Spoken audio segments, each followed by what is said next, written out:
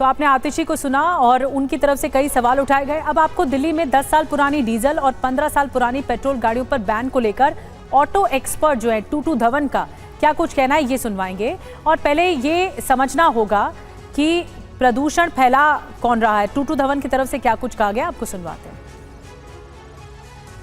IIT Kanpur ने भी study की थी, जिसके जो कह रहे थे कि 17 से 22% सिर्फ पोल्यूशन है ऑटोमोबाइल्स का रिलेटेड दिल्ली के अंदर, खासतौर मेट्रो के अंदर।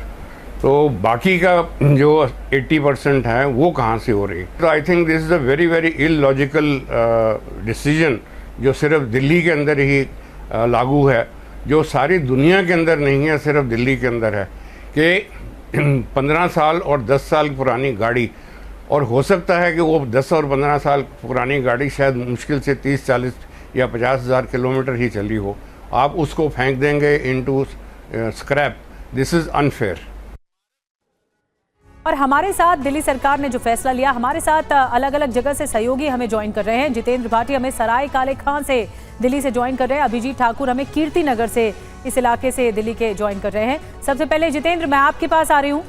जो पॉल्यूशन से लड़ने का तरीका है या फिर जो विकल्प है, एक्सपर्ट ज़्यादातर ये कह रहे हैं कि उस पर ज़्यादा ध्यान दिया जाना चाहिए, न कि इस पर कि पुरानी गाड़ियाँ वापस हों, क्योंकि कई बार तो गाड़ियाँ चल भी नहीं पाती हैं ज़्यादा। तो विकल्प पर ज़्यादा फोकस हो। वहाँ पर लोग क्या कह रहे हैं, अगर आपने बातचीत की हो लोगों से तो?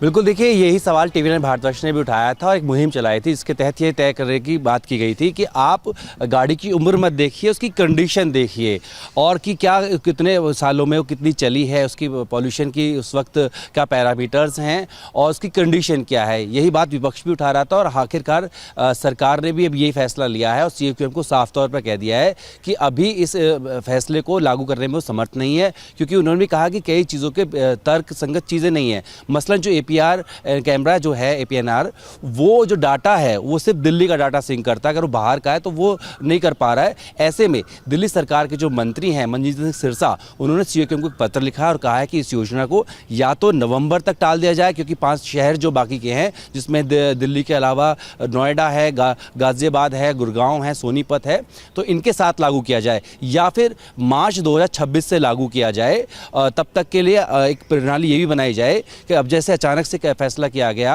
कि अब गाड़ियों को बाहर किया जाएगा, हालांकि चर्चा पहले भी होती रही, दिल्ली सरकार ऐसा सिस्टम बनाएगी कि जो गाड़ियां म्याद पूरी कर रही हैं उनके जो स्वामी हैं उनको बीच बीच में इस बात की इत्तला की जाए। अब ये जो गाड़ियां जब्त हो रही थी, कहाँ जा रही थी, तो उसको लेकर भी लोगों के बीच में संशय था, वो मैं आपको बताता हूँ। मैं अभी काले खां के स्क्रैप स्किट में खड़ा हूँ। यही जो दिल्ली की पहली मर्सिडीज जो जब्त की गई थी उसको भी यहीं पर रखा गया है। नियम यह है कि पहली बार जब गाड़ी पकड़ी जाएगी तो उसके 10,000 का चालान होगा और अंडरटेकिंग ली जाएगी, वो दिल्ली की सड़कों पर नहीं चलेगी। अगर दोबारा पकड़ी जाती है तो उसको जब्त कर इस तरह के जो स्क्रैप पिट है वहां रखा जाएगा। और 13 ऐसे वेंडर्स हैं जिनको इस मामले में लगाया गया है कि वो गाड़ी को स्क्रैप करे, फिर वहां से वहां भेज दी जाएगी। लेकिन अभी के लिए राहत है, राहत पूरी तरह से नहीं है, बैन रहेगा, लेकिन अब मौखिक रूप से बोल दिया गया दिल्ली सरकार द्वारा। लेकिन आखिरी जो फैसला है वो CAQM ही लेगा और ये तय करेगा क्या 1 जुलाई से जो ये नियम लागू किया गया है दिल्ली के अंदर, क्योंकि इसको लेकर के जो 23 अप्रैल है उसको एक ऑर्डर जारी किया गया था, वो अभी से लागू रहेगा या फिर इसको स्थगित किया जाएगा, जैसा कि दिल्ली सरकार ने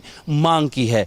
तो अभी इस पर CAQM को फैसला लेना है। लेकिन जिस तरीके से टीवी9 भारतवर्ष भी सवाल खड़ा कर रहा था कि आखिर आप क्या एक तरीके से आपने एक बड़ी बात कही जितेंद्र, कि अब CAQM को देखना है कि वो आगे क्या एक गाइडलाइंस जारी कर सकता है या क्या फैसला ले सकता है।